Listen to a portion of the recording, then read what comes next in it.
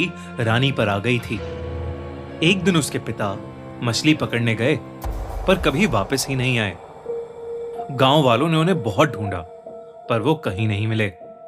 रानी को भी अपने पिता का ऐसे सब कुछ छोड़कर जाना बहुत अजीब लगा। उसे उन पर गुस्सा भी आता था पर उसे अपने परिवार का पेट पालना था। मां ज्यादातर बीमार रहती थी इसलिए उसी को सब कुछ करना पड़ता था। उनका परिवार सालों से मछली पकड़ने का काम करता था। वो अपने बाबा के साथ कई बार नदी किनारे जाया करती थी। उसके बाबा उसे नदियों की, मछलियों की बहुत सारी कहानियां सुनाते। उसके बाबा हमेशा कहते थे, हम जो सोचते हैं, जिसे याद करते हैं, नदी भी कुछ वैसा ही दिखाती है हमें। रानी को यह सब कभी समझ नहीं आता था। बस ये सब कहानियां और किस्से सुनकर मजा आता था। अब जब वो अकेले मछली पकड़ने जाने लगी थी तो अपने फायदे के लिए गांव के बाकी मछुआरों ने उसे बड़ी नदी में मछली पकड़ने से रोक दिया। रानी को अपना घर चलाने के लिए अब कोई दूसरी नदी ढूंढनी थी। उस गांव के दो हिस्से थे। एक हिस्सा जहां सारे घर और वो बड़ी सी नदी थी और दूसरे हिस्से में बस जंगल।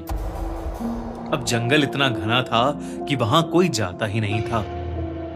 लेकिन गांव में ऐसा कहा जाता था कि जंगल के बीच एक नदी थी।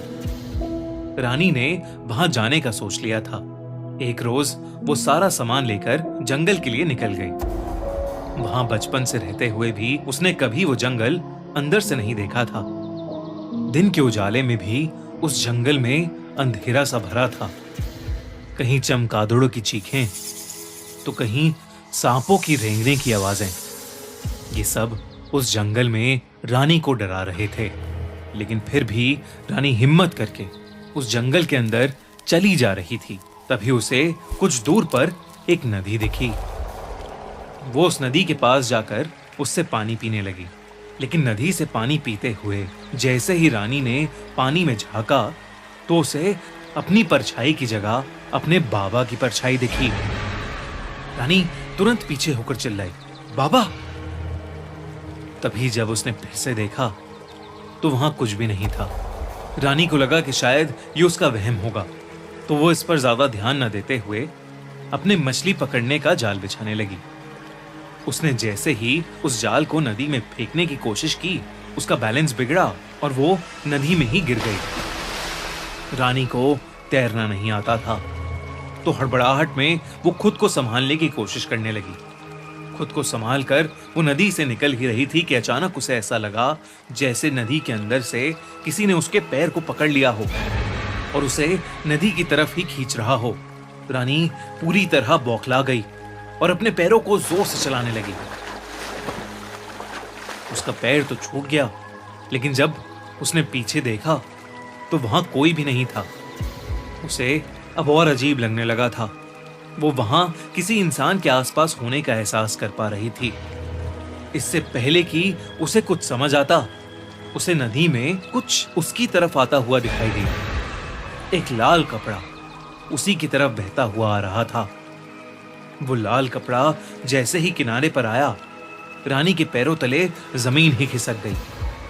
वो लाल कपड़ा ठीक उसी गमछे की तरह था जो उसके बाबा अपने गले में पहना करते थे। रानी को कुछ भी समझ नहीं आ रहा था। आखिर उसके बाबा का गमछा उस नदी में कैसे आया था? रानी ने खुद को समझाया कि वो लाल कपड़ा किसी का भी हो सकता था और वो खड़े होकर फिर से जाल बिछाने लगी। रानी मछलियों का चारा लेने के लिए पीछे रख के अपने सामान के पास गई।